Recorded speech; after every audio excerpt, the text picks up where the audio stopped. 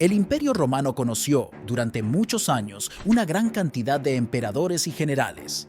Sin embargo, hay algunos de ellos que brillan con luz propia. Este es el caso de Trajano, el emperador que sobresalió por encima de absolutamente todos los demás emperadores y generales gracias a sus grandes logros y a sus victorias militares, llevando al Roma al punto de mayor expansión de su historia. Este gran emperador nació en Hispania, la actual España. Creció en una familia con dinero gracias a la gran habilidad de su padre, quien poseía su propia villa y tenía mucho dinero. Este siempre se preocupó en darle toda la educación necesaria a su hijo, haciéndole estudiar lenguas como el griego, o entregándole muchísimos libros de suma importancia, como los escritos de Julio César, o libros de la oratoria griega como la Ilíada. Con esta gran educación, fue creciendo y entró en el ejército, donde se le otorgarían todas sus medallas. A los 23 años ya se encontraba en Siria a las órdenes de su padre. Un par de años después, Trajano se puso al mando de la séptima legión Gémina, la cual se encontraba en Hispania. Era una legión no tan importante que estaba ocupada con Hispania, pero todo cambió cuando Saturnio, el gobernador de Germania Superior, decidió levantarse en armas contra el emperador actual. Trajano, junto con más generales, fue enviado a sofocar la rebelión, la cual consiguieron con un gran éxito. Más tarde, Trajano se quedó en Germania, combatiendo en el Rin para aguantar la posición frente a los germanos.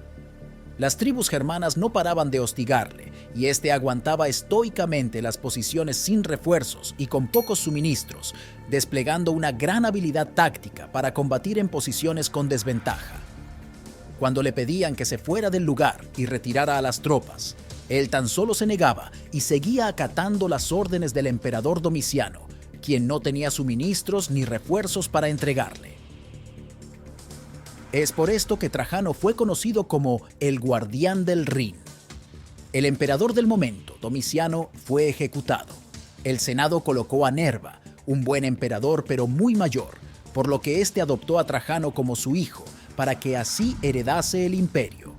Por lo que, en pocos años, Trajano se convirtió en el emperador de Roma y comenzó la plenitud de su carrera. En cuanto a su faceta política, fue un emperador excepcional. Luchó por la igualdad entre pueblos del extrarradio de la capital romana y por los derechos de ciudadanía que tenían pueblos más alejados a la capital, como podía ser en Hispania. Impulsó reformas que otorgaban alimentos y suministros a niños de la calle y desarrolló a niveles muy altos las provincias, gestionando a sus gobernadores y erradicando lo máximo posible la corrupción política. Pero no podemos hablar de éxito sin sus galardones. Este emperador, quien ya se encontraba curtido en comandar legiones, construyó toda una campaña para conquistar al mayor enemigo de Roma en aquellos momentos, Decébalo. Este era el rey de Dacia, a quien Roma pagaba un tributo anual para mantener la protección y que éstos no arrasaran los pueblos. Sin embargo, Decébalo aprovechaba la débil posición de los emperadores anteriores para saquear y cruzar por la frontera romana todas las veces que quisieran. Sin embargo, Trajano demostró estar hecho de otra pasta. Se negó a dar el tributo y se lanzó contra los dacios.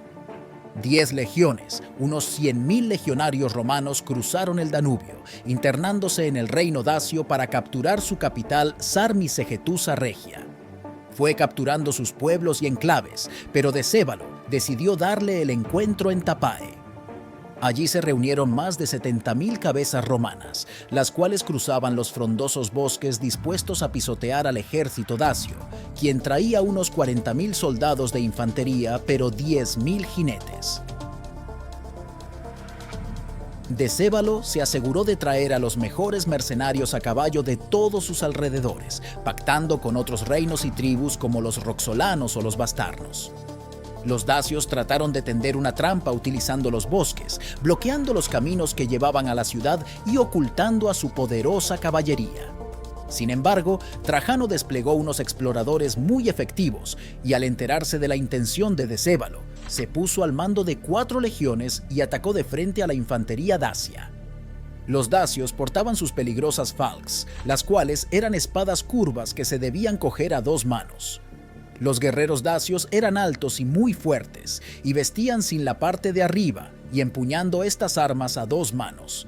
Tenían tanta fuerza que eran capaces de cercenar los brazos al completo de un solo tajo, o incluso de atravesar el escudo o yelmo de un legionario de arriba a abajo, causando que los soldados que volvían de la batalla siempre lo hicieran con muchas heridas. Este factor permitía que los dacios puedan penetrar fácilmente en las filas romanas, pero estos estaban bien entrenados para lanzarse velozmente sobre el enemigo y apuñalarlos a corta distancia antes de que estos puedan reaccionar. Mientras tanto, una segunda fuerza asaltó la posición de los sármatas ocultos por su retaguardia, tomándolos por sorpresa y anulando la emboscada que planeaban hacerles. Luego de una dura y sangrienta contienda en dos frentes, los romanos lograron expulsar a los dacios de sus posiciones y hacerlos huir.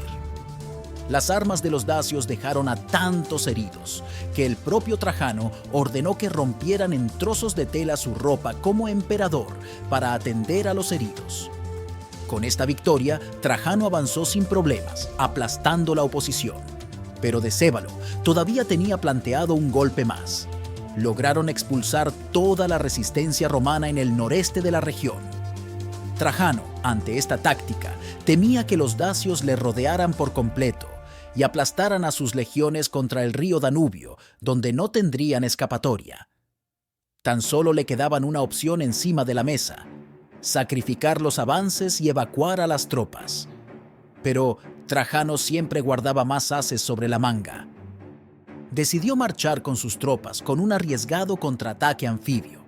La mitad de su ejército estaba en tierra comandado por Labiero Máximo, aguardando órdenes. Cuando se puso comienzo a la operación, Labiero y todo su ejército comenzó la batalla contra los dacios, quienes se encontraban muy confiados gracias a su superioridad numérica. Sin embargo, al poco tiempo, apareció Trajano con todo su ejército restante. Este metió todos sus legionarios en los barcos y se dejó arrastrar por la corriente del río, llegando a la ubicación de la batalla y desembarcando sus tropas en la línea de suministros y comunicaciones entre ambas orillas del río, destruyendo al ejército dacio, quienes se tuvieron que replegar tras la sangrienta y decisiva victoria sobre los invasores dacios. Tras estas genialidades militares y tácticas, Trajano consiguió varias victorias más y consolidó la ubicación y la conquista, obligando a Decébalo a capitular luego de la captura de Sarmisegetusa. Sin embargo, la historia de Trajano acaba de empezar y todavía le queda una segunda guerra dacia y una guerra total contra los partos. Sin embargo, todos estos logros militares te los contaré más adelante, en la siguiente parte de la historia de este gran emperador y general.